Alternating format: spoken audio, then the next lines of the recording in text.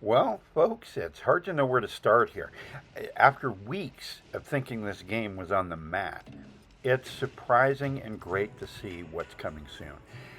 I want to get to the speculative stuff out of the way first. It's the most consequential, but also the least tangible right now. First of all, new legacy paths. Yes, that's one of the things I've hoped to see alongside maybe some revisions of the current ones. I'm glad they're not abandoning the whole concept because I think they can be fun. And if you want more of a sandbox feel, you can always turn them off. But new ones, quote unquote, have me thinking the obvious paths for diplomacy and expansionism, things like that, things that are already kind of in the game. But I hope they also develop one for religion, maybe using something like happiness to leverage it. I don't know. I don't have the mechanics in front of me right now. I have ideas about this, and I'll maybe get that into a video at some point soon. But right now, I just want to say congrats to the folks at Firaxis for getting deeper into this new gameplay mode for Sev. It's something I've enjoyed a lot so far.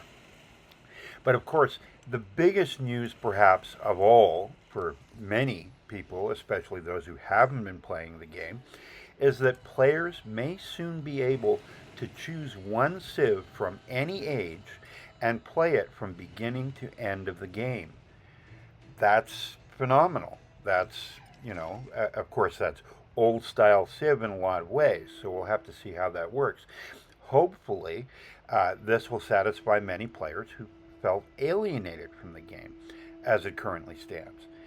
And while I continue to enjoy the multi civ format, I'm glad that other people will hopefully be getting the game they wanted from the start. I don't know how it's going to work mechanically, but I think it's a very welcome change. Meanwhile, the new DLC package will release its first half on November 4th.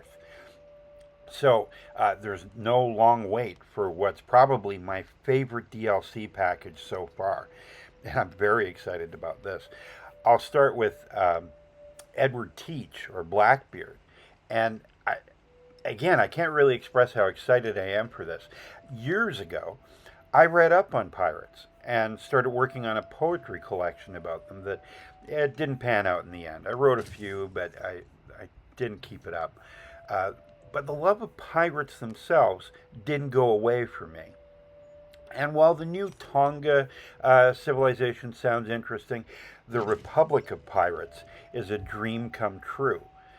I want to say for the record that this republic is purely fictional.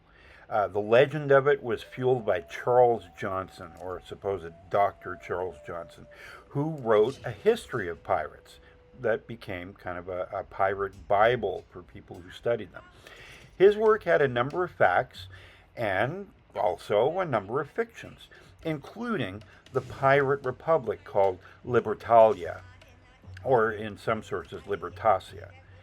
Another interesting note is that Johnson, or Dr. Johnson, might have been a pen name for Daniel Defoe, who wrote Robinson Crusoe. He was a writer who liked to blend fact and fiction in his work, and Robinson Crusoe was inspired by a true story of somebody stranded for years on an island. But I'm glad in any case that the devs have let a little fiction leak in because it's a useful and fun fiction in the case of the Pirate Republic, and for me, will add enormously to the game. Now, in December, Part 2 releases, and it will include Saida Al Hura, a Moroccan privateer. Again, I'm ecstatic about this inclusion. And Iceland and the Ottomans as the new civs. Now, everyone's been waiting for the rumored Ottomans, and I'm looking forward to trying them out. But Iceland is interesting for another reason. After listening to a few other content creators recently, I've realized that because one of the historians working on the game for Firaxis specialized in Viking history, then maybe Iceland will be the Viking home in this version of Civ. Just a thought. And all of this will be available for free on all platforms until January 5th. Now, it only follows that with DLC called Tides of Power, there might be a few tweaks to the naval game. Well, the first one is the harbor building that offers production and also a production bonus on fishing boats, while also becoming the spawn point for all ships. Finally, the humble fishing key won't have the impossible leap of imagination to make way for a port. We'll have a harbor as an in between site. And we'll get a new, sleeker, faster ship, the privateer, as well. There will be more naval skirmishes, even among non warring parties, and the privateer gets gold every time it defeats a war unit. It can cross borders and pillage as well. And there will be more emphasis on naval warfare in terms of light versus heavy ships.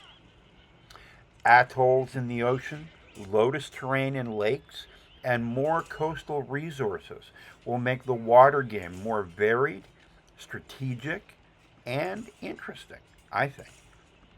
Ocean tiles will become workable in the modern era, while my buds in Hawaii will be able to work them in the exploration age. Yay! Getting a much needed buff. I'm just rooting for Hawaii, what can I say? And there will be new resources. There's going to be crabs, turtles, and cowrie, a type of snail. I had to look it up. As well as pitch for sealing vessels. Overall, I think even if you're not navally inclined, there'll be things you can benefit from with what's coming. And I'm anxious to play with the new DLC and to learn more about the further off changes in the game. My trepidation has quickly pivoted to anticipation. And that's just what I needed. I mean, what I think we all needed.